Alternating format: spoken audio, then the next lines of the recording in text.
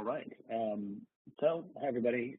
My name is Matt, and I've been aptly introduced by both Sam and Amanda by now. But yes, I do have the dubious honor of being involved as I don't want to say a witness, but it's not quite the right word. But I've been involved in the process for the academic integrity hearings a lot lately on Canvas quizzes. So I kind of thought it would be good for me to talk a little bit about how to maybe not let things get to that point so much.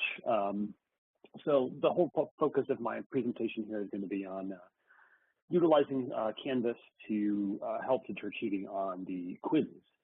As more and more courses are being moved online or utilizing our online LMS, of course, some of the nice features here are the ability to give quizzes that are immediately graded, and you get instant feedback for your students and everything. It's easier for us, it's easier for them.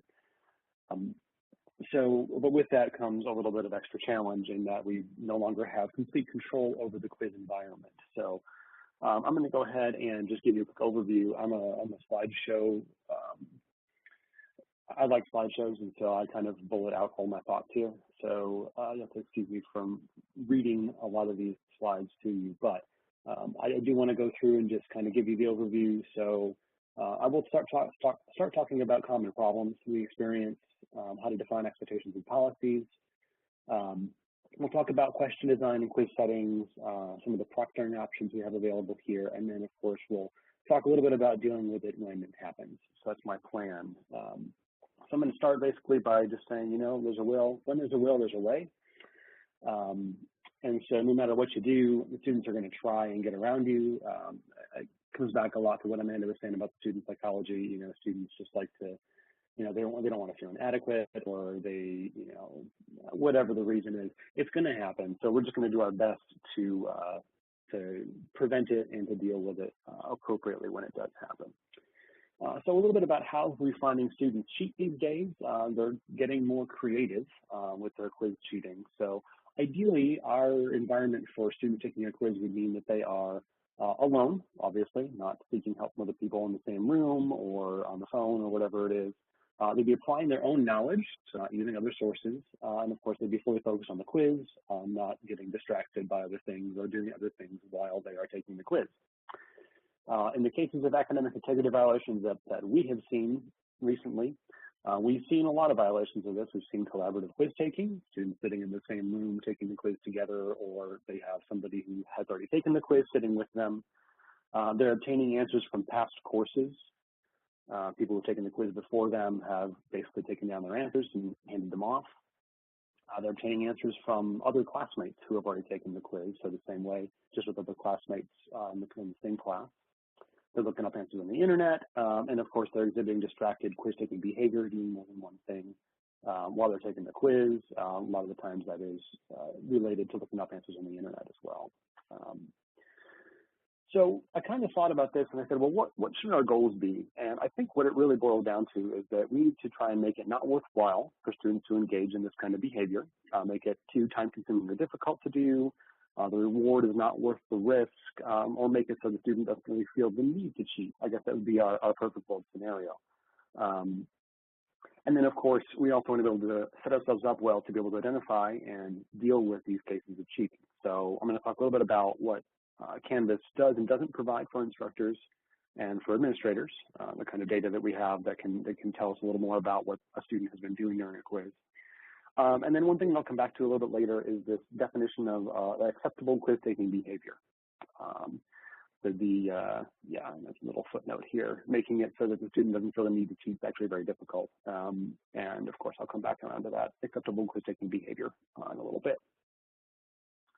All right, so we're going to start with Canvas. A large part of the equation here is how we actually deal with our quizzes and quiz content. So what I'm going to cover here are, first, we're going to talk about quiz setting. So I'm going to talk about things like shuffling answers, setting time limits, one question at a time settings, backtracking, show and hide, responses and results. And then I'll dive a little bit into question and quiz design, question banks, question types, reusing things across semesters and sections, setting quiz expectations and context around quizzes. So I'm going to cover all of these, and kind of my goal is not to say, hey, you should be using all of these features and all of these strategies.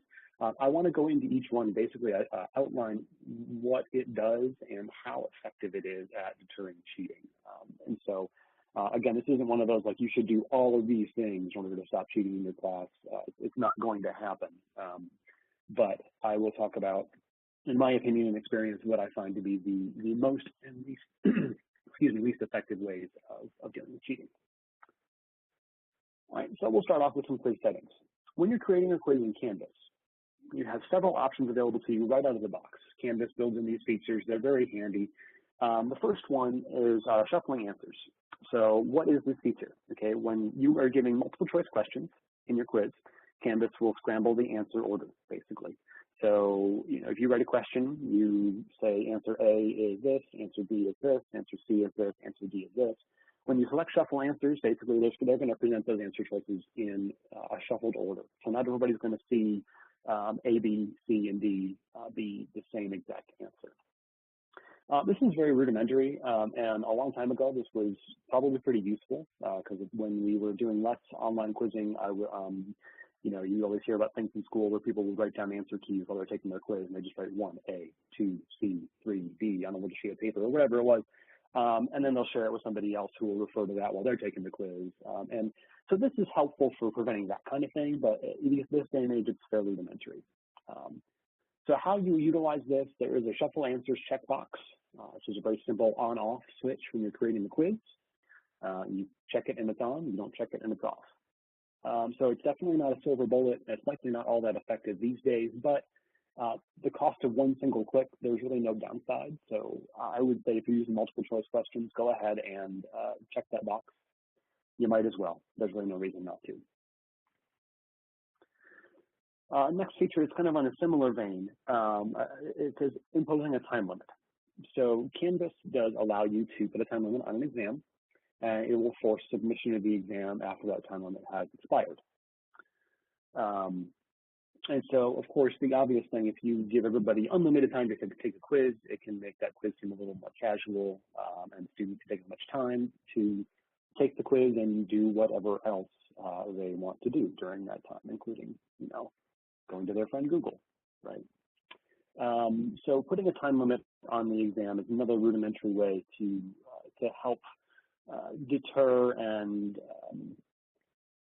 I guess, what's the word I'm looking for? We'll just go with deter. It'll help deter cheating a little bit, at least. And again, it's just as easy as setting up the shuffle answers. So you click the time limit toggle box, put in the number of minutes you want to give each student on a quiz, and you're good to go. In my opinion, in my experience, if you're doing a lot of quizzes in your course, there's really no reason not to do this. You could argue a little bit that it puts pressure on students. You will have to anticipate things like test modifications for students with documented disabilities. But again, I think that leaving the door wide open on quizzes is a little bit ill-advised. Ill-advised. Okay. The next one is something that instructors tend to go toward their preference on, but question presentation. So Canvas will allow you to present questions all at once, as if you gave them a paper packet, and they could flip back and forth through the questions at their leisure.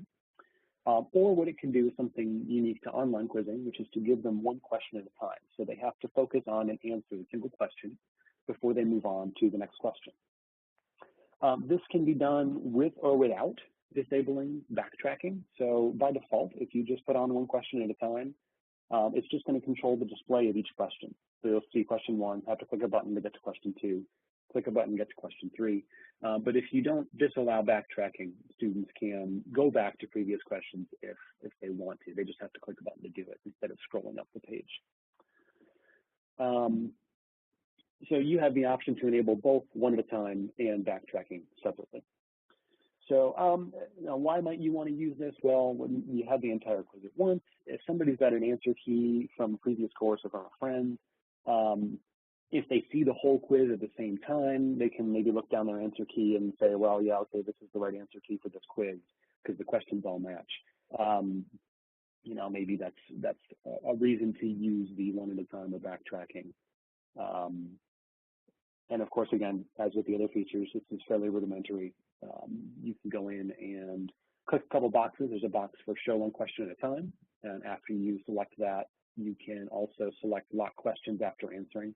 And that's what will effectively prevent the backtracking if you want to do that.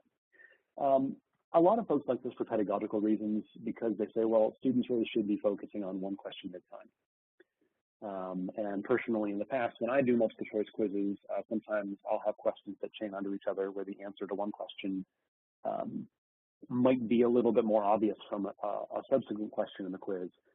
So I kind of want to be able to force them to not go back and change their answer to the first question. I think also this is really, we'll talk about question banks here, but if you're going to use question banks, I also like this option in conjunction with question banks myself. All right. And so the last setting we're going to talk about is probably one of the more important ones, is one of the, in my experience, less utilized settings here for a quiz, which is around how students are going to get the feedback on their quiz.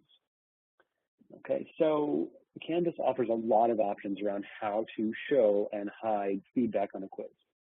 So if you do nothing and set up a quiz, just set it up with the default settings, students are going to be able to, after they take the quiz, they're going to see the answers they provided each question. They're going to see which ones of those were correct. And they're also going to see the correct answer if it wasn't the one they chose or the one that's applied.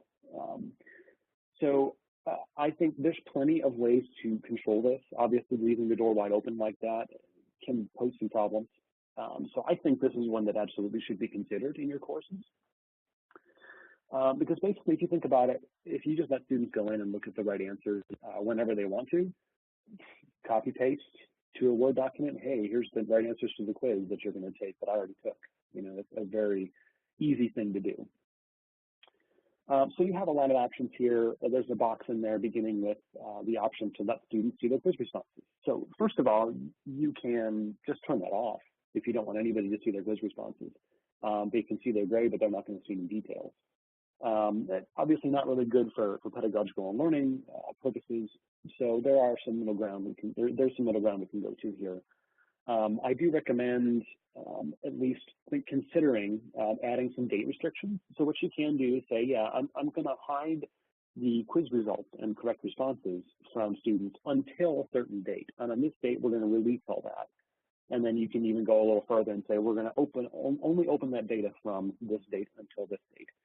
So the scenario would be you have a quiz that closes on Thursday, and so Friday morning, you open up the results. So everybody can then go, they'll see their scores right away, but then on Friday, they can go in and see exactly what they got wrong and right and what the right answers were, or however it is you dictate that they're going to be able to do that. But then on Friday at 5 p.m., you close them up again. So students have a limited window to go in and see their, not only their responses, but also the correct responses.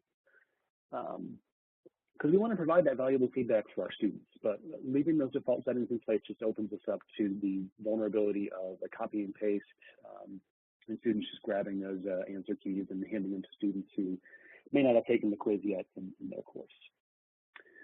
So that'll eliminate at least that answer key sharing across the same course. All right, so those are a handful of built-in options that Canvas offers to pretty simply put up some basic safeguards around your quiz data and your quiz answers. But I think what's more important is whether or not you decide to use any of these techniques is talking about how to go about designing your questions and your quizzes. Okay. So while the stuff I just talked about will take you maybe a minute or two on every quiz to activate and set up, this is where we get into a little more involved planning. And so I understand that everybody's workload is different. It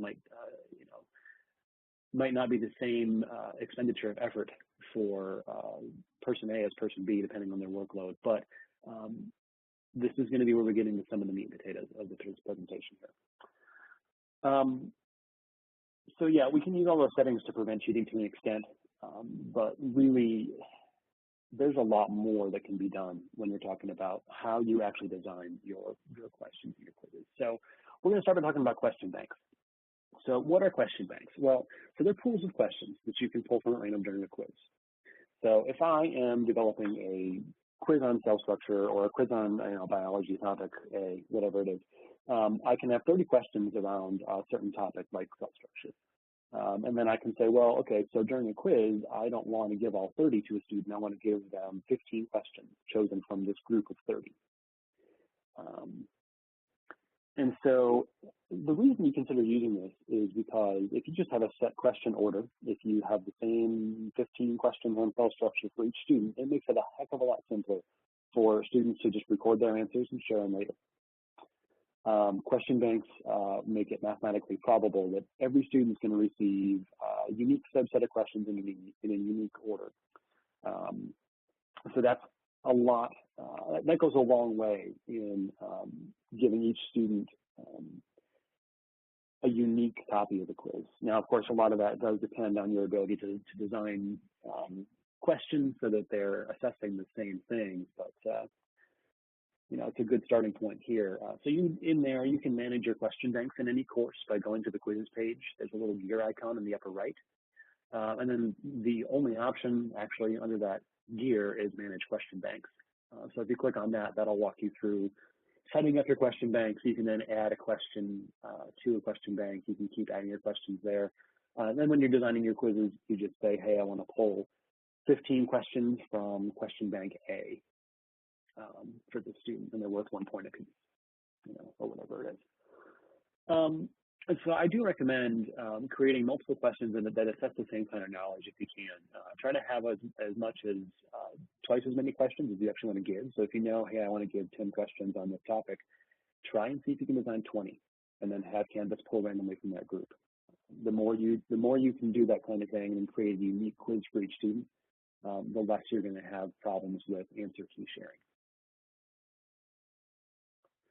Another thing that we get sucked into in Canvas a lot is just the ease of using question types that are simple: multiple choice, fill in the blank, true, false.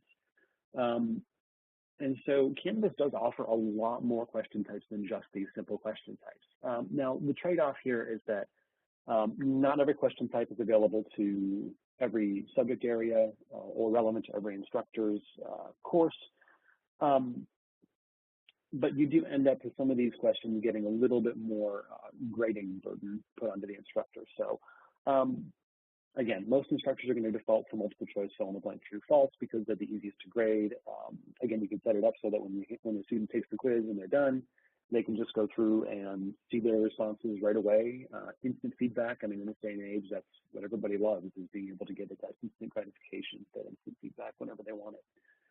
But the truth is that those question types are the easiest ones to cheat on. So when you're creating your quiz question, pull down that menu that is the multiple choice. It says multiple choice by default.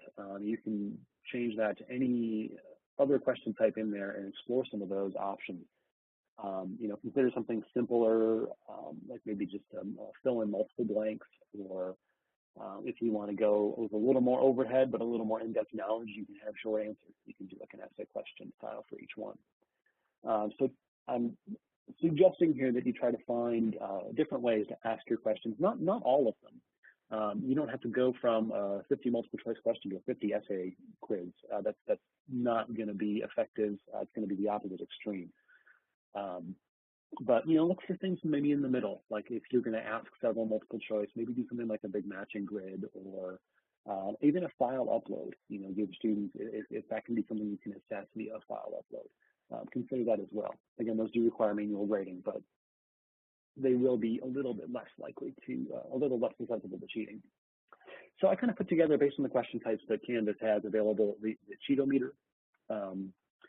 So in my opinion, this is all just my opinion, but the ones that are easier to cheat on are going to be multiple choice, true, false, fill in the blank, numerical answer, just very simple, straightforward, yes, no type responses.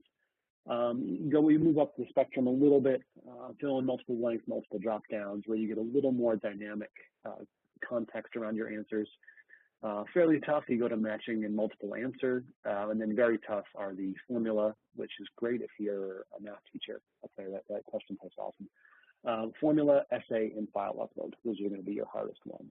Of course, as you go up this scale, the level of effort required to grade them is actually going to increase as well. So that's, again, your trade-off there. Okay, another thing I'm going to recommend is redesigning and revamping quizzes each semester. So how many of you folks have simply recycled an old quiz to a new semester without changing it? I can't see your hands at the moment, but my guess is that a lot of you have. And again, with the workloads that a lot of you carry, it's not surprising, and I don't blame you at all for doing it. I've done it too. But recently, a lot of the big cheating stuff we've had to deal with comes from students in old classes providing answers to students who are taking the classes next semester. This website, this coursehero.com, is one of many websites out there that we found to be hosting documents that are basically quiz answer keys.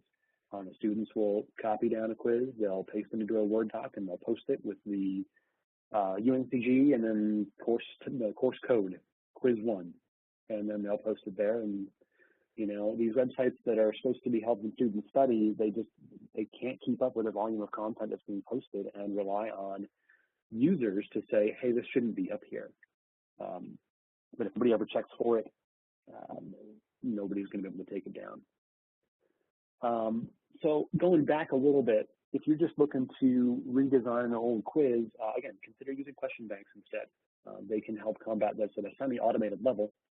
The quiz will be the same for each student, so if they find an answer key out there, it's not necessarily going to match the quiz they're taking. If you don't want to do that, or if you want to do this in addition, I highly recommend you make changes each semester. You can even do things like changing a format without changing a lot of the substance of the question. You can change question wording, do a which of these is versus which of these is not, change around some answer choices.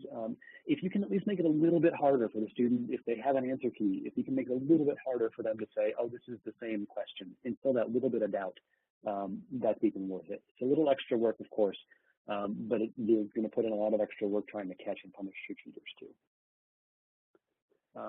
I think I'm running out of time here, so I'm going to try to move a little bit more quickly through these last couple slides.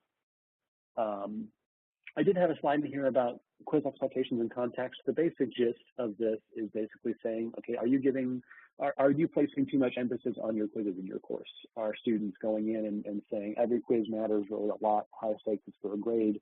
They're going to feel more pressure to cheat if the quiz is worth more to them. So an approach I've seen taken before is basically to make quizzes either open book or to make them practice quizzes so that the student is not feeling as much pressure to perform and thus not really saying, is it worth it to go ahead and cheat? So there's that one summarized for you. One thing that I also want to point out here is around proctoring. So obviously online quizzes are not things that we can regulate unless you actually have the student take the quiz from a web browser and computer in the same room, which again, I've seen them as well. But I do want to mention that in this day and age of internet independence, I guess, students love to be able to take the quiz from wherever they are, wherever they happen to be at that moment. We do have options available for introducing some of the traditional proctoring in here. UNCG is part of the UNC Online Proctoring Network. I have a few links here.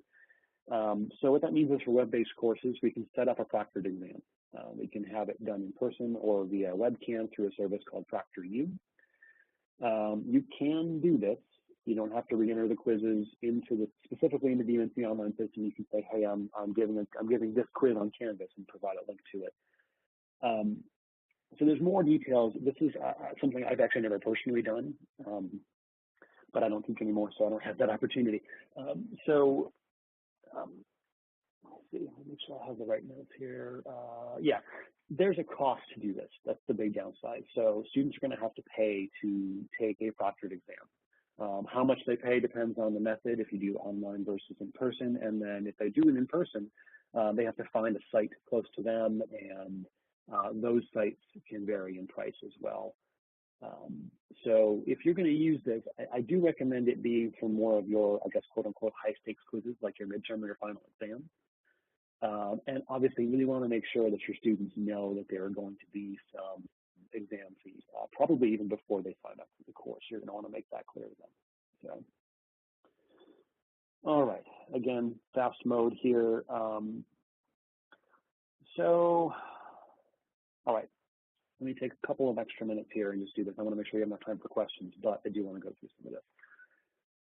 So when you have gone through and you think you have done everything you want to do to secure your quizzes and to design them to deter cheating and everything, how do you go through enforcing all of this? So I always like the phrase, the best defense is a good offense.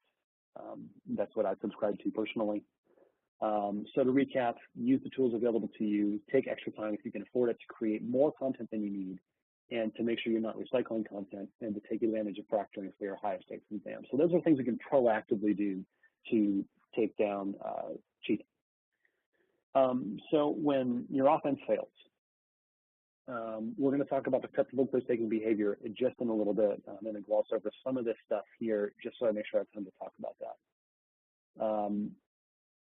Canvas has a couple of technical things you can look at that can provide some extra data around quiz activity. So what you can do is take a look at a quiz session and be able to tell when students take certain actions during a quiz. So you can tell when they've looked at a question, answered a question, flagged a question if that's a feature you're allowing in your quizzes, and they can also take a look at when they may have been inattentive to the quiz. This is a feature called quiz log auditing. So you're going to go to settings, feature options, and enable this in your courses. Then you can view a student quiz log by going to the speed grader. Documentation link is there. It's important to understand about this feature. I'll come back to this in just a second. That's what a quiz log might look like.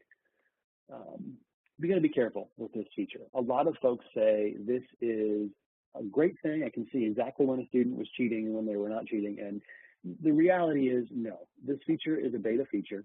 What that means in programming speak is basically it's not fully baked yet. It's not done yet. There may be some unresolved bugs. There may be some things that don't behave as expected. So you got to take everything with a grain of salt. And really, if you bring a student to academic integrity hearing and say, here's your quiz log, you cheated, obviously, from this quiz log, that's not going to hold up. And here's why. Quiz logs don't tell us, so they will try to flag. Let me go back a slide or two. They will try on the right side there. You can see events like when they stopped viewing the quiz taking page and they came back to it. Instructors love looking at that and saying, oh, they were looking at something else. But maybe they were, but we can't tell what that was. Was a student just dismissing a pop-up that their computer needed an update? Or were they did they get a Skype call and they forgot to close Skype and they're trying to close it out or whatever it is? We can't tell from those quiz logs. And so there's also an inability for us to tell the difference between the student being idle on the page. Sometimes Canvas will trigger one of those red X events during that situation. Sometimes if a student has a just terrible internet connection, they lose connectivity, Canvas might flag them there as well. So we don't know exactly what Canvas is seeing, and even if we know the student wasn't looking at the quiz, we don't know what they were looking at. So take these quiz logs with a grain of salt. A lot of folks email, submit tickets to administrators saying, oh, hey, can you help me prove the student cheated? And no, we can't do that. I mean, we don't know much more than you guys know. The one thing we do have access to is full page view logs for students. So we can basically see what pages in Canvas they were looking at and when. But we can't do too much more with that information, because even if we determine that the student was looking at a different page in the middle of your quiz, we don't know if they were reading that page or just had it open by accident or something. We just know the page was loaded. So why do I mention all this then? Because basically what you're going to be trying to establish in your courses is this acceptable quiz-taking behavior. And I think if you take nothing else out of this session, I really want you to consider this portion right here. So we can't use any of these tools or techniques to completely get ourselves away from the fact that students are going to cheat, and we can't use these tools solely to prove that they did cheat. But what we can do is start going down this rabbit hole of, these students are doing things that you are defining as unacceptable. They're in a violation of your class policy. That's going to stand up a little bit better when you're meeting with a student than trying to go straight to academic integrity. So let's try and talk about setting expectations real quick.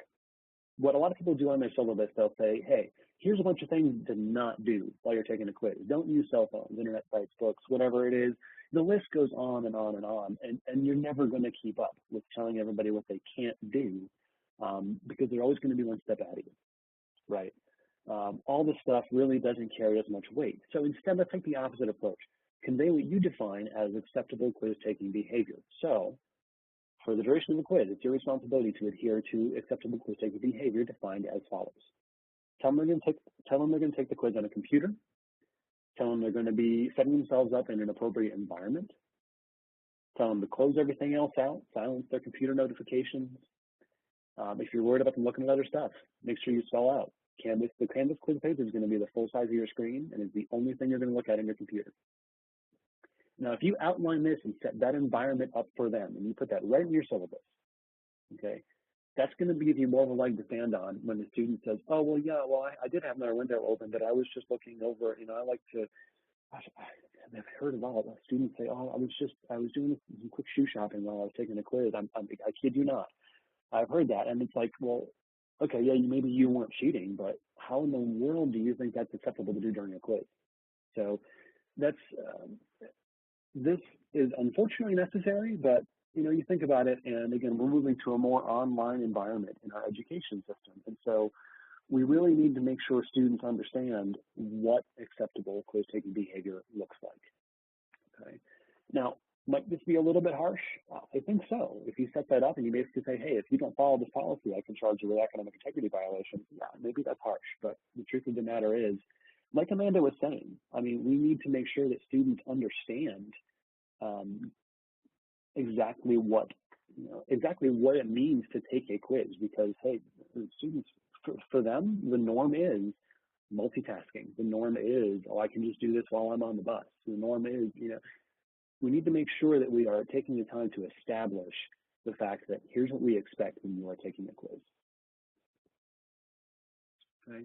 So let's go back and revise our playing offense. Those 4 things we already talked about, plus make sure students are aware that you have information. I kind of glossed over that, but those quiz logs are also good to show students at the beginning of the semester to say, hey, look, I know what you're doing during your quiz, so don't screw around, right? But also this establishment of clear policy and acceptable quiz-taking behavior, I think is a very important thing to consider writing into your syllabus. Okay, so again, I apologize for talking so fast there toward the end, but I think I've left at least a few minutes for questions here if anybody has them. So far in the chat, there's been some comments. Lori said that she set up proctoring for a class at UCU, and she said it was about $20 to $30 for a 2-hour session, so just like an FYI. And then Ben commented, I really love this acceptable quiz-taking behavior approach. It's a nice way of framing positive behaviors instead of, as you say, keeping up with all the possible negative behaviors. And then Laurie had some comments about proctoring, because there's no sites available at UNCG for proctoring. That's correct. Yeah, I did see that. And that's a good thing to note. That, yeah, I think Laurie is correct. We don't have proctoring available at UNCG. They have to go off campus for in-person proctoring, right? Yeah. Yes. Yeah, I know that there's some at the library downtown, I think. Yeah, the issue, I mean, just if anyone's curious, is that we actually, one librarian here does proctoring, but I think he explained to me that it's illegal for us to do proctoring for UNCG students. Like it's like something with our accreditation that they have to go off campus for it to be appropriate proctoring, which is kind of weird, but I learned that coming to the library. There we go. Yeah, and I know that system exists. We've talked about it a lot, on and off, but that's something I actually never used, and I taught for a few years here before I moved to ITS, but never used it during that time. Does anyone else have comments or questions for Amanda or Matt before we go? I know we're at 2:02, but this is the time to have the conversation if you want to have it.